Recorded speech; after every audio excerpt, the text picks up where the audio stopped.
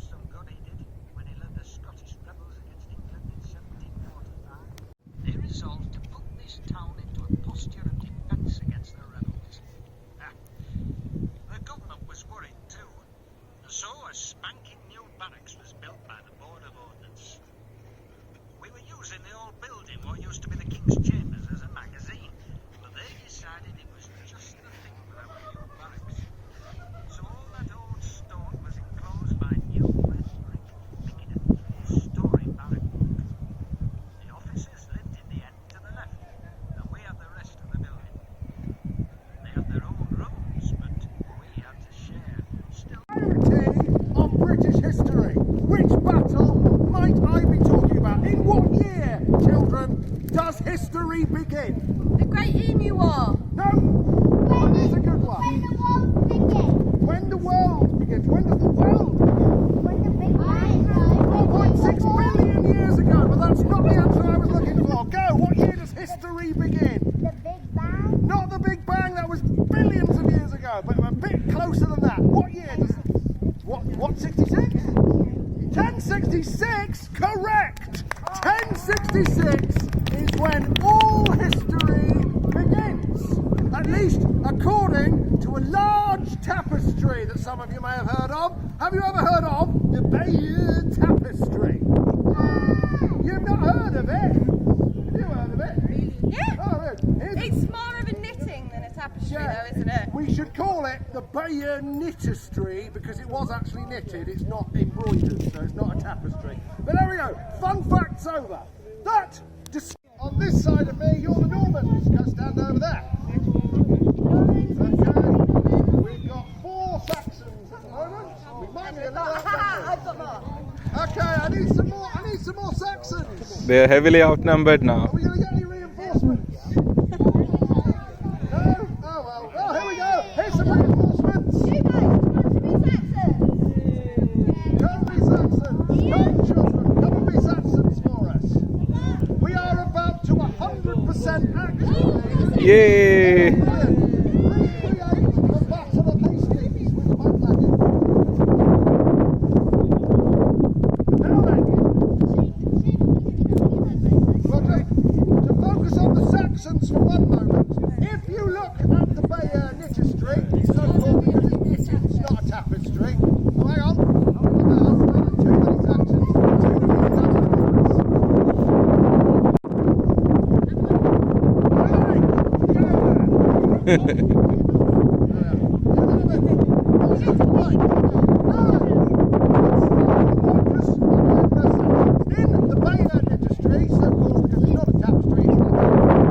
You will see the Anglo-Saxons are depicted looking very fierce, and they're depicted looking like this.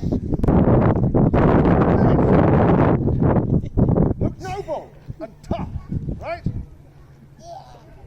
The Normans are also depicted looking highly noble upon their horses, for they are the chevaliers that were sought. They're not. So on a horse like this. Is it? So we've got Saxons over here looking like this. And we've got Normans over here looking like this. However, all of that is complete nonsense because the Saxons have just got down from the north of England where they've had 2 massive battles. So, just a few weeks previously, King Harold Godwinson received a text message on his Anglo-Saxon phone saying, "Hey Harold, there's some Vikings invading near York. So Harold gathers his army and they march to the north of England. March with me. They march all the way to a place called Fulford Gate. That's it. They march all the way to a place called Fulford Gate, where they have a massive battle with a bunch of Vikings led by King Harald Hardrada of Norway. And they get their butts horribly kicked, and they retreat to a place called Stamford Bridge. And then the Vikings attack them again, but at Stamford Bridge the Saxons kill Harald Hardrada and most of his army. The Vikings arrive with 300 boats full of men. By the end of Stamford Bridge, the Vikings that are left return on 24 boats. That's how few it is. They've lost fathers, they've lost sons. So they are sad. So in the north of England, you look like this. But whilst they're in the north of England, Harold gets another text message on his Anglo-Saxon telephone that somebody had invaded down in the south. Duke Normandy, yes, and he's invaded down south, so they're all the way up in the north. What are they going to have to do?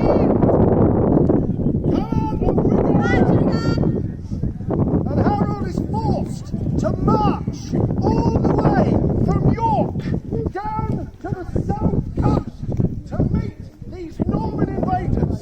So by the time the Saxons arrive at the battle, nowhere near Hastings and Battle, it's a working title, they are utterly exhausted. So instead of looking like this, they look like this.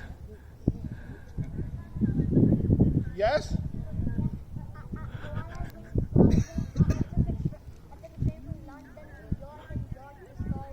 Well, there we go. That's an excellent way of getting here on the train. Why did you take the train? Yeah, why didn't the Saxons take the train? We just don't know. It's a mystery that will never be solved. Yes. Now, the Normans.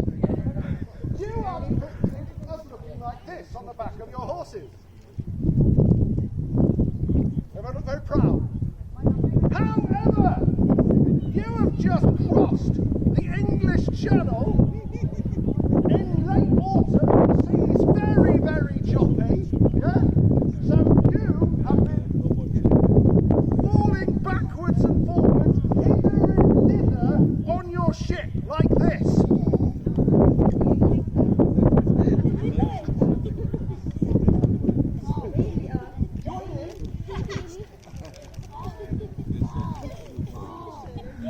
But you've also been very sick.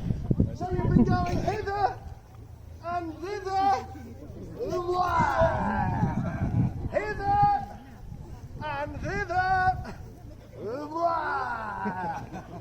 You've also got horses on your ships, and those horses have never been to sea before. So they're clopping about going, what's happening? What is happening? Are you going hither and thither? But you've got horses stamping on your toes. So it actually looks like this. Ow! Ow! Ow! Hither! Hither! Hither!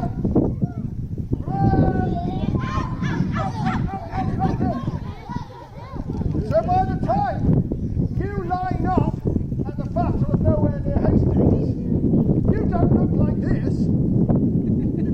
You look like this.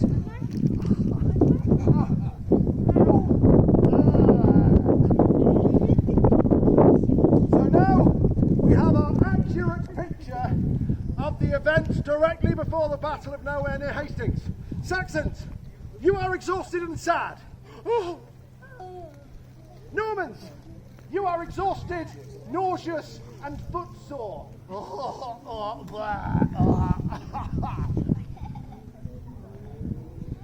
And the two armies face each other, weapons in hand. I'm talking about weapons in hand, which is probably the armies somewhere.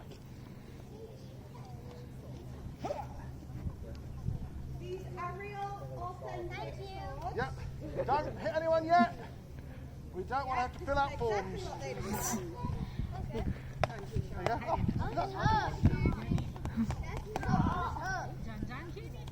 Is that how you test all weapons? Now, the armies face each other. The Saxons stand atop a large hill, whose name I forgot. It's gone. The Saxons stand atop a large hill. The Normans stand Senlic. Fenlic Hill. Senlic Hill. Senlic Hill. The Saxons stand upon Senlic Hill with an advantageous position because they have, as Obi-Wan Kenobi would put it, the high ground. Yeah. The Normans have horses and armour and Guillaume de Bataille de Normandie. But nothing happens. The two sides just stand there shouting insults at each other. And now, grown-ups, I am going to teach your children some swear words. I want you to look at those Saxon dogs. And I want you to say, Poisson nouveau! 1, 2, 3! Poisson nouveau! They just called you fish birds. Are you going to stand for that? You're not, are you? So Saxons, your language is based in the Germanic root.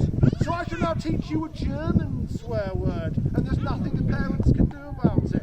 I want you to look at the Normans. And I want you to shout, Shashlik! 1, 2, 3!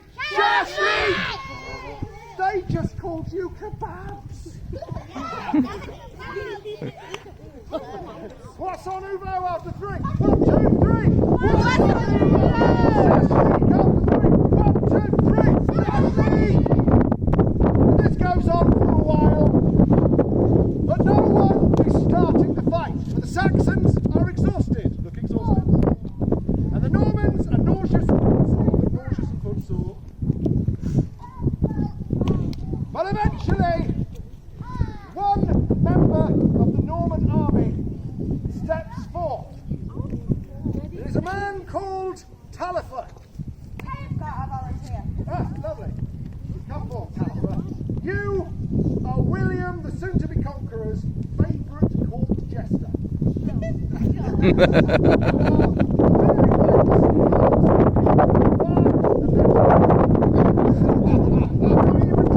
That was his prime talent, is that he could fart tunes to command. Comedy was different. Actually, it's no different. Today's still quite funny.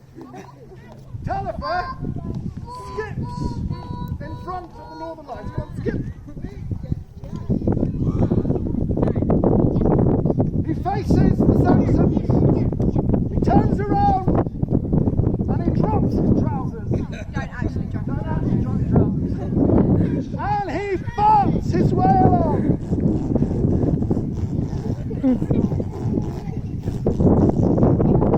Saxons are unimpressed and they murder Taillefer. Get it?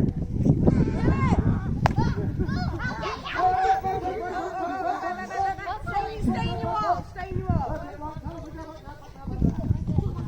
Taillefer is hacked to pieces by the furious Anglo-Saxons. This makes William, the soon-to-be conqueror, very angry because no one else he knows can fart the national anthem. He's furious. And so he draws his sword. So we're going to put our swords here. And we're going to draw them like this. Oh, hang on. That wasn't spectacular enough. Put your swords back in your sheath. When we draw our swords, we're going to say, shing! There we go, let's try again all at once, all at the same time. Ready? 1, 2, 3, shing! No, it's not loud enough. Put your swords back in your sheath. Saxons, you join in as well. 1, 2, 3, shing! Okay, let's try it again. 1, 2, 3, everyone. Shing! It's still not loud enough. How about we try something else? How about we... We'll get the grown-ups to join in. Grown-ups, you're going to join in with the shing. We're going to make this super spectacular, all right? You ready? 1, 2, 3. Shing! There we go. We're all all singing from the same hinges. That's where that was building to. The Normans are furious because they've just lost their jester. Give us a nice war cry after 3. 1, 2, 3! The Saxons are furious because they've just been farted at and it smells all eggy over here. 1, 2, 3! Normans! 1, 2, 3! Saxons! 1, 2, 3! And then, just before the battle began, we went through the health and safety. That you will not do. No hitting the face. That you will not do. And no hitting the personal bits. That you will not do. No head, no face, no personals. Say it with me. No head, no face, no personals. When I say stop, you will stop. Let's have one last war cry after 3. 1, 2, 3. 1, 2, 3. Draw your swords. No head, no face, no personals. Charge!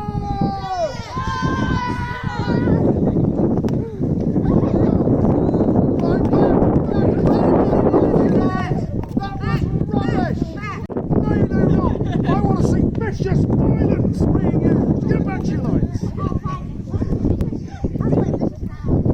Right, war cry from the Normans. 1, 2, 3. War cry from the Saxons. 1, 2, 3.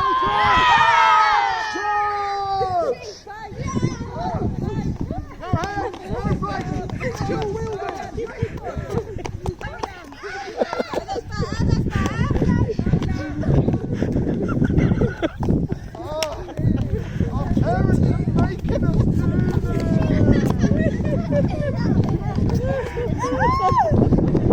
Right, back your lines, back your lines.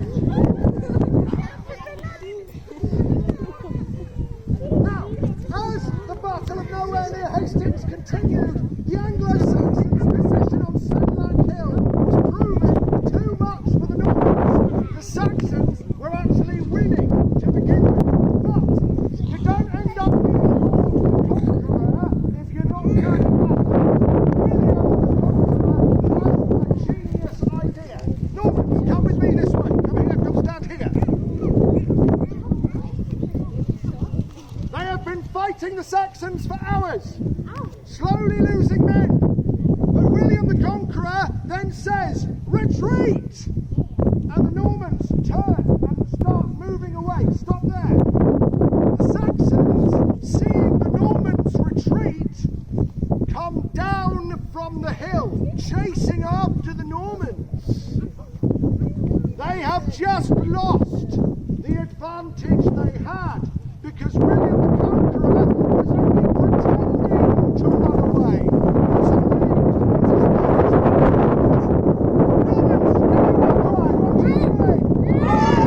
Saxons, give me a terrified war cry. 1, 2, 3.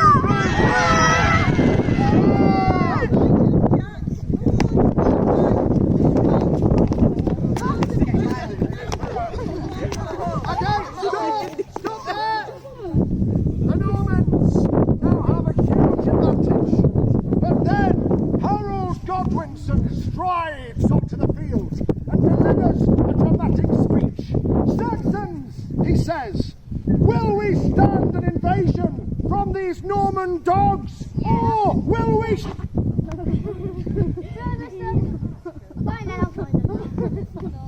Carry on fighting.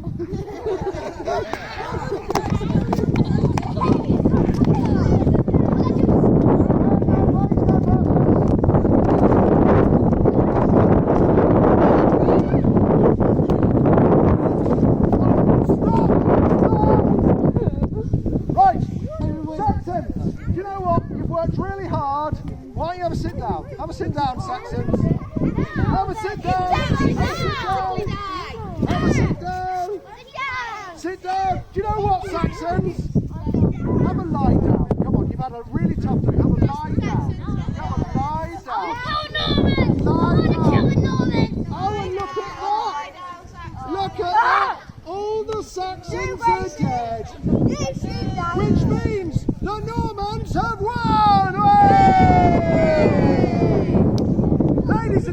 gentlemen, that is the 100% accurate recreation of the Battle of Nowhere Near Hastings.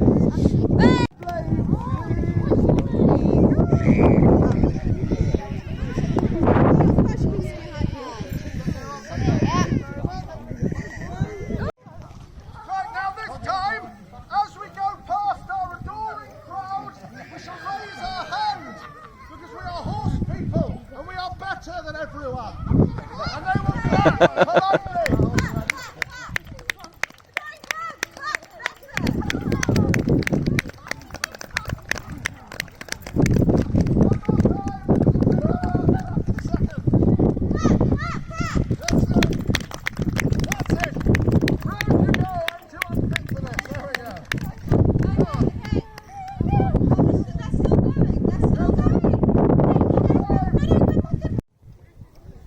Works. There will be a target for you to aim at. As you run past with your lance, ably demonstrated by Alex here, she's going to strike the shield, and then the trick is the quintain rotates, and you have to get out of the way of the weight on the other end, or in this case, the pool noodle that I am holding. I will rotate and try and hit you. So you need to be really fast to get out of the way and not get knocked off your horse. Good you know. Challenge accepted. We'll see how that goes for you. So, that is what you are going to do. So let's form an orderly line by the blue rope.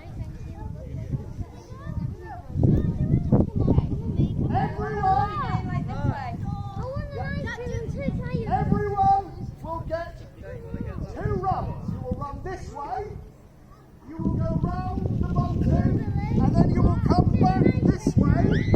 So you have 2 attempts to hit me. I'm not going to say go, I'm going to say laissez-aller. It's French for go.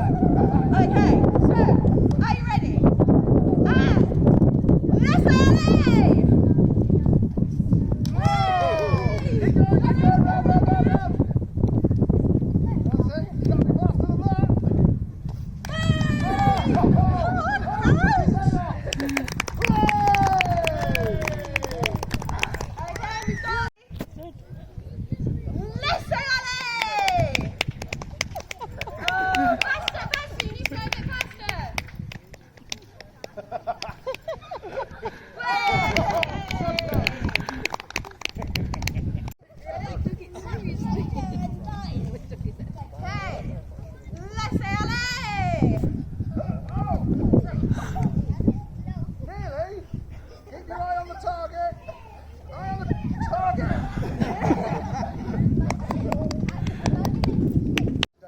Don't lick it. We're going to point the sword at the ground and then we bow. Now, normally, kids, when we bow, our parents that love us clap. Whoa! Oh no! Splash monster. No. You're making me wet with it.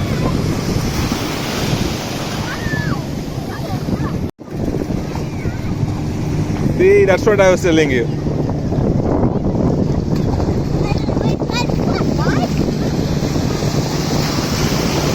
You have to jump. You should not kick. When the wave comes, you need to jump.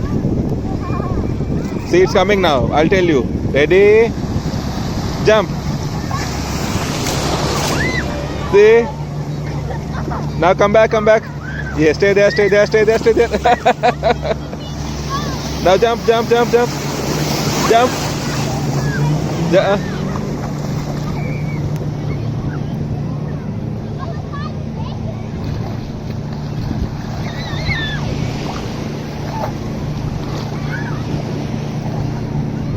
Look, pirate ship.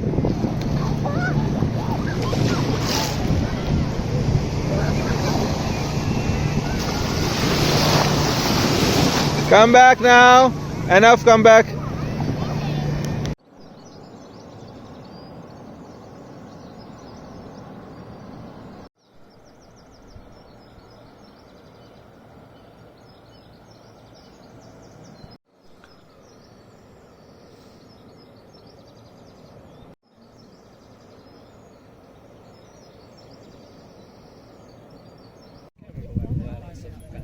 Out here on the land.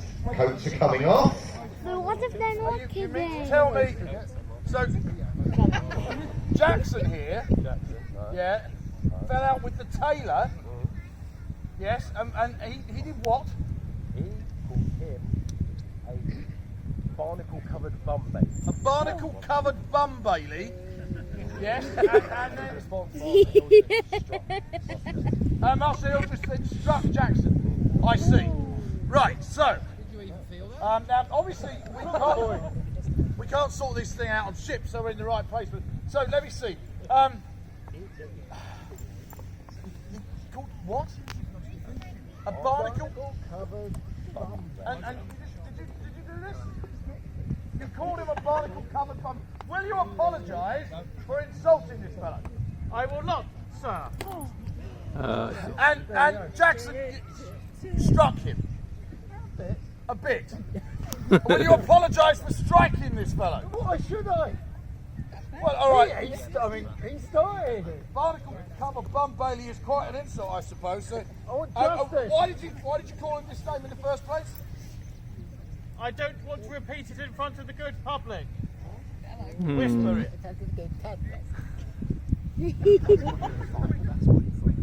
I agree. Right, so in that case, there's only one way to sort this out. As the charter quite rightly says, all arguments will be sorted out on land by swords. What we're seeing here. Swords, fellows.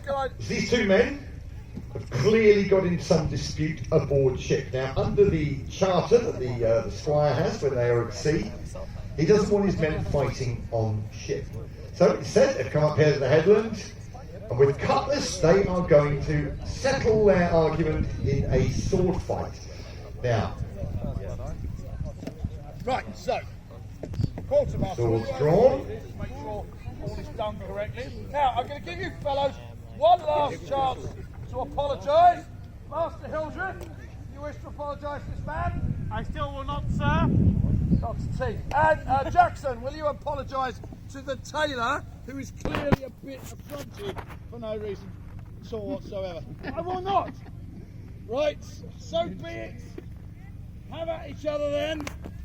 So, it shall be swords. These two men cannot sort their differences out. So here on the headland, on land rather than sea, they have decided they are going to try to settle their argument with swords.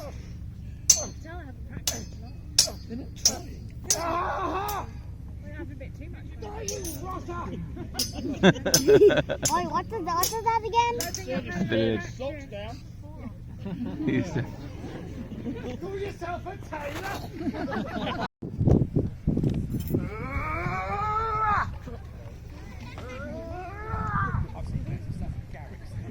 Stand still and fight.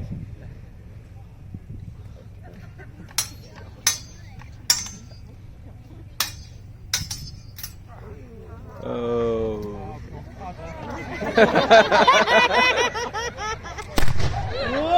Yeah. Right, I've just about had enough of that. This is Fine. clearly not going to get out of my sight.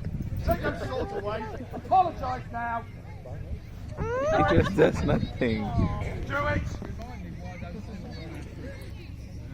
And the squire sorts it out with his crew.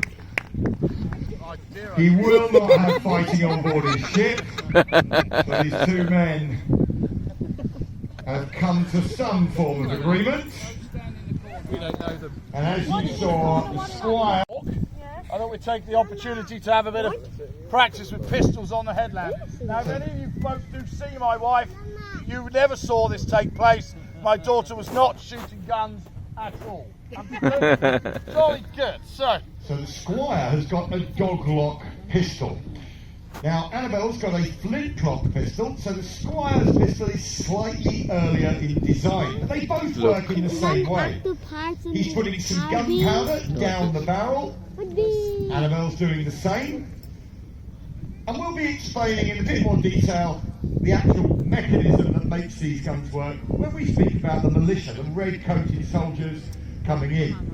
So the doglock years before this period, maybe 60 years before, you might have found these being used by cavalrymen in the English Civil War. Two of them carried on holsters either side of the neck of the horse. So they pull back the hammer, which has got a flint in it. The flint will strike a metal plate, make sparks, and those sparks will set off. Because in this period, as we undoubtedly will see, guns are not that reliable. What does that mean? So they put some priming powder. Sometimes in they the work, gun. sometimes they don't. In back in the days, guns were Here not is a that priming reliable. flask.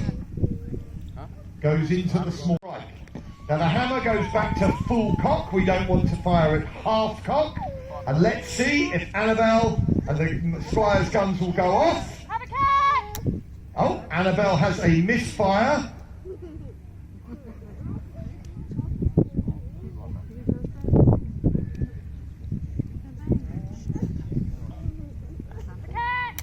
And Annabelle gets it off with a beautiful smoke ring, if you saw that. Let's see if the Squire fires.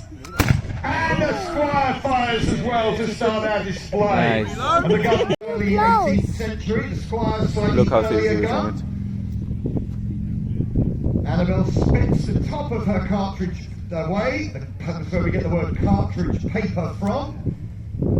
Some of her powder has gone into the frizzen pan. The rest of it goes down the barrel.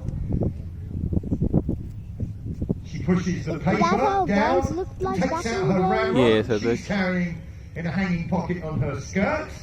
The Squire puts his ramrod back under his barrel. So both guns are now primed and loaded. Annabelle takes out the all-important ramrod, puts it back in her hanging pocket, pulls her hammer back to full cock. Both guns are presented. And once again, Annabelle has a misfire. Now, it may be that the flint is just not striking against the frizzen happily. And again, these guns are sometimes reliable, sometimes not.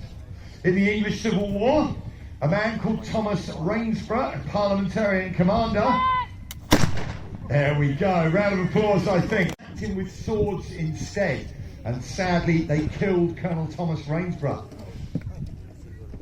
Now, we've got other weapons, of course. So we have a boarding pike and a boarding axe. We've got swords, as we saw. But sailors at this period, if they were trying to defend themselves, they might use not just swords, not just pistols, but also boarding pike and axe. Now, the boarding pike you see here with our quartermaster, it's basically a spear. And if you were attacked with a vessel that came up alongside you, you would stand the enemy off, and with the boarding pike, you would prevent him getting over onto your vessel. It's Hollywood to see people swinging on ropes. It is much more likely they would use a plank and just throw it across from one deck to another. And that's what run aboard. The axe that you see being carried here is called a boarding axe, and it's not solely a weapon. It could be used on board a ship if you had a mast that blew down in a storm or a rope that broke. You would use it for hacking through the big rigging, like you see I'm standing holding on to here, which could save your ship. If you've seen the fabulous film, Master and Commander with Russell Crowe, you know in a storm they lose their great mast and the sails are dragging in the water and the ship is foundering because the sails and the mast are dragging it under. So they hack away the remaining ropes that are holding the mast on, lose the sails, lose the mast, but the ship is saved. But a boarding axe could be a very useful tool if you were again being attacked or attacking a vessel. You could use it for defending your vessel, or indeed, if you were a vicious pirate, for boarding a merchantman. So that is some of the weapons you... Well, march them in, Sergeant, if you will. It'd be a lot easier if we just didn't let them in. We don't have to I know this headland is used for practice. Now, the militia in those days were tradesmen during the week, but they would practice in their law of arms, in their exercise of arms, as they would say, on the weekend. And here on the high headlands, the open land above Whitby, you may have found a local militia gathering. Well, as you can see here, some of our militia are not brilliantly equipped. Some of them haven't even got shoes. They've got their sergeant at arms there, carrying his traditional sergeant's weapon there, that little axe. And they are equipped with flint. That's well enough. Hello, fellow. How's the rat? While they're talking to, of course, he knows these men, they're going to be locals. But these men have all practiced in defending their home country. And the militia may be called on if ever we were invaded by the Dutch or the French or the Spanish in this period. That is the language in Netherlands. Correct. Into those cartridge boxes. Now, this militia are well equipped in that they all got those leather boxes, and each one of them, again, has a paper cartridge made up before with corned gunpowder in it. That is to say, gunpowder that has been made and then grained and ground up into the right size for ignition. They're using, again, their ramrods. I don't like when the guns fire. And some of them have got a match cord and some have got their flintlocks. Now in a moment when they fire this volley, we're going to put them out around the perimeter of the field, and you can see their guns individually. Sergeant at Arms, if you take them and turn them, ready to fire. He gives the order to your left hand's about face. They turn, and now they are able to present their weapons.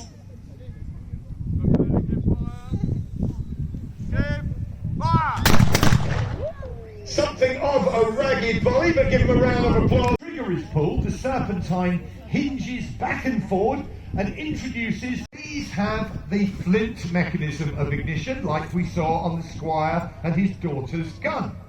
The flint is hinged, the flint is in the hammer. The hammer swings back and forward on the pulling of the trigger and the spring. It strikes against the frizzen. It makes sparks. The sparks shower down into the frizzen pan, and a small hole connects the outside of the gun and to the inside of the gun, and the gun goes off.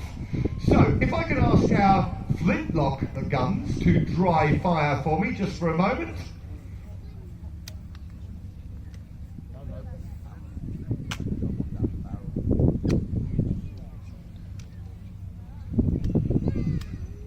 Gun is rammed, yeah? So present your piece safely so the audience can see, and fire your piece over the heads of the audience. And there you see the hammer goes forward, and you saw the frizzen move forward as well. Well, let's see that firing again, ladies and gentlemen. So if I can bring the musketeers back into their firing line, and we will get everybody firing a volley again before. Now imagine, ladies and gentlemen, not one or two or three or four musketeers doing this, but whole bodies of men. At the Battle of Blenheim in 1700, thousands of men in line would have been doing this, battling away. You are loading, you are ramming your piece home, and all the time you hear the hum of musket balls flying by your head. You hear artillery whizzing through the grass and cannonballs rolling around you, the thunder of hooves as the French and Spanish cavalry pour towards you.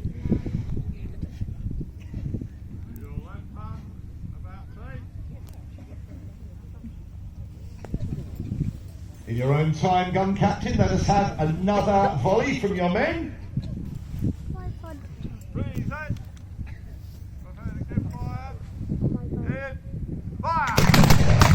Much better volley that time. Give them a round of applause, ladies.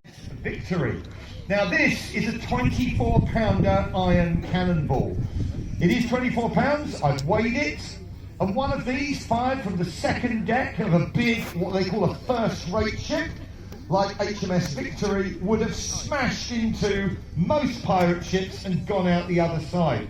You can imagine it is very heavy, and that, travelling at subsonic speed, is going to destroy a ship it's gone into. But of course, pirates don't want to destroy the enemy vessel or the vessel they're trying to capture. Why would they want to do that? What they want to do is get what's on it. And that's no good to them if the silk, if the tea, if the commodity on board that they want to steal has now gone to the bottom of Davy Jones' locker. So they would much rather use small, fast vessels with small swivel guns like the one you see here. So this would take a quarter-pound ball, or it could take lots of musket balls or pieces of iron pushed down the barrel that would clear the deck of a merchantman. Once you can subdue any sailors who might be firing back at you, you can steal their ship with ease. And there was one pirate who had just 4 of these fitted to his ship. That's the only guns he actually needed. So once again, ladies and gentlemen, for those who just joined us, we're going to cup our ears with our hands open to the rear. We're going to open our mouths and we are going to fire the swivel gun. I will put myself in the hands of the gun captain when he is happy.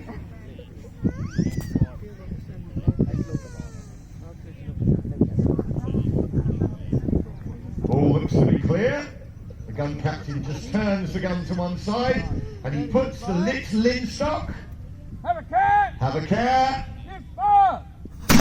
And we fire, and there it goes, the swivel gun. Now we're going to fire that again for you, ladies and gents. So what you see the gun captain doing now is making sure that there's no unburned powder from the previous shot in the barrel, and he's using a swab. Now this would have been done on big ships like HMS Victory in the mid-18th century, and their guns, they would have to run them right back into the gun deck, use the gunner's tools, swab them out with a piece of cloth soaked in water, push it to the end of the barrel to make absolutely certain that no unburned powder is left in the gun, because when he puts the next shot in there, he doesn't want it going off prematurely. So he reaches into his bag and he takes out his second made charge and he rams it home. Now imagine the gun I'm standing on, which is not a real cannon, it's just a big model, but you would have done exactly the same thing on a gun of this size or even bigger. HMS Victory had guns that shot a 36-pound cannonball on its low deck. And a ball that size could absolutely destroy an enemy vessel, blowing a hole in 8-inch oak with ease. So he's loaded the gun, and now he's using a pricker to prick down through the touch hole into the charge. And now he reaches for his finely corned powder, and he puts his fine-grained gunpowder into the touch hole, and the gunner's assistant puts his hand over it to cover everything. The linstock again, the gunner's tool holding the burning rope, is blown on. He blows on his coals, as they would say. He holds it above his head. He's ready to fire once again. The bus has passed, so we missed that this time. We are once again going to cut our ears, ladies and gentlemen, and open our mouths. I put you in the hands of the gun captain. Have a care! Give fire! And once again, we fire, ladies and gentlemen, raking the deck of the enemy vessel. The smoke drifts over Whitby.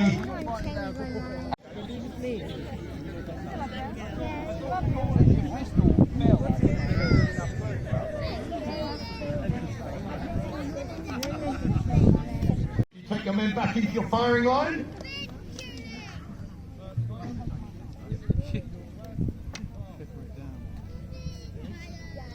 Okay, good. Our shores. The closest thing we ever got to invasion by a foreign force was at Fishguard in the Napoleonic Wars, where the militia were called out to face what was potentially a French invasion. But fortunately, it all came to nothing. It was not a major landing. So our musketeers, Abigail and her father, a volley for your pleasure here today of Whitby. The gun captain holds his linstock above his head. He's ready. Abigail and her father, they are made ready. Our light infantryman is ready and our militia is ready. So ladies and gentlemen, let's see if we can count down here from 5, and when we get to 0, let's see if we can all fire.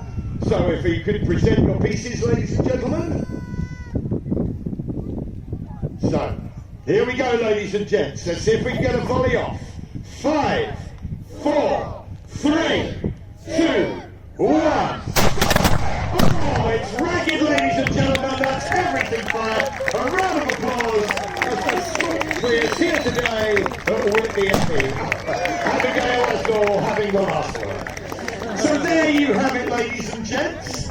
We're going to make sure the arena is nice and clear.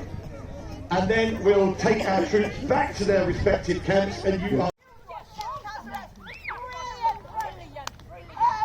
come and stand back up again. Let's have a quick practice those. So, scrub, catch the nuts. Good work. Scrub the nuts. We're good, we're good. Okay, next command then. So, we're looking at the ship. All is... Okay, right, let's just test again. So, scrub the necks. Climb the rigging. Scrub the decks. Climb the rigging. Scrub the decks. Climb the rigging. Stop the decks. Climb the rigging. No, I'm just being silly. Okay, brilliant. We're doing... Good, good. No, go that side. Go there.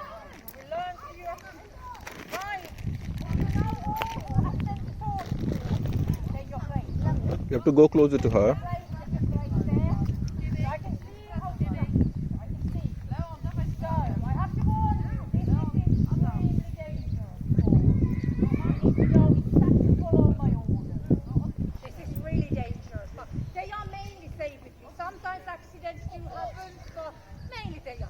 I haven't drank much rum today, so I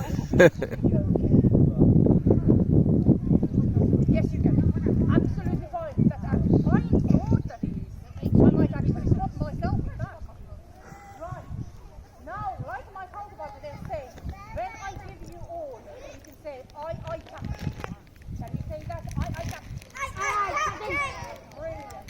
And then you know, you have to defend yourself. So, absolutely. Practice that. Ship ahoy! Very good. Oh, you're trying to contact already. Very good. Very impressive. So, let's take the first proper move. I could do it this way, so I'm not going to leave it short. So, I captain. Good. And then, when you meet your, who do you want, your enemy or somebody who you want to rob, maybe some affair, you want to rob that lady, you want to make them sure that they don't run away. So we want to hit one leg. It's one leg is very difficult to run, right? So you do. Unless they were very young. That's true. That is very true. And we go that point later. We get that point later.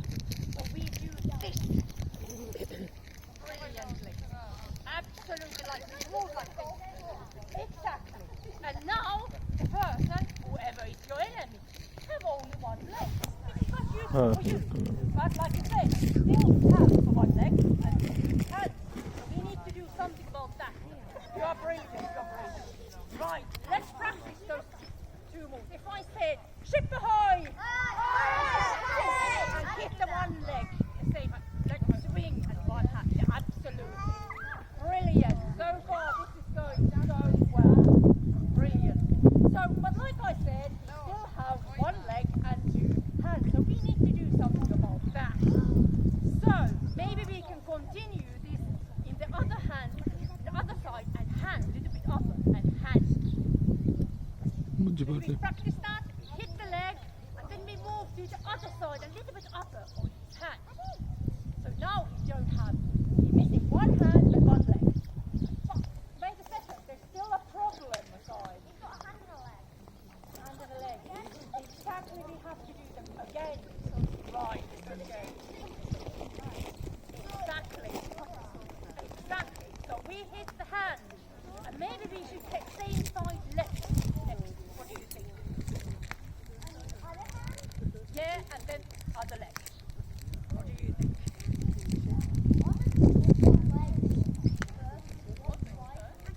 Side. It's a bit brutal. One side, both legs. It's a bit brutal. Let's do this way. So we hit the hand bit to the last. So now we lost the other hand. Did we? Yeah, but the might already said that. That's true, but not necessarily.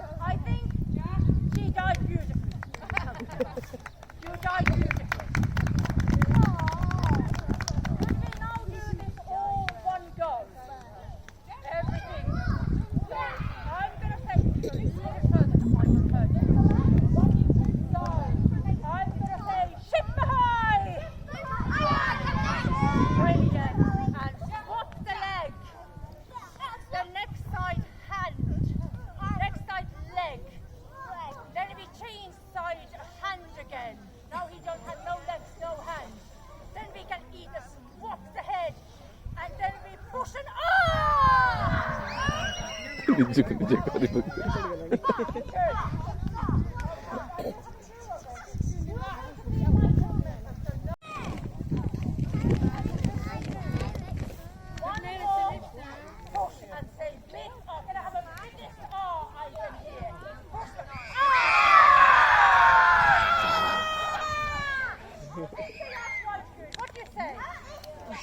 do you say?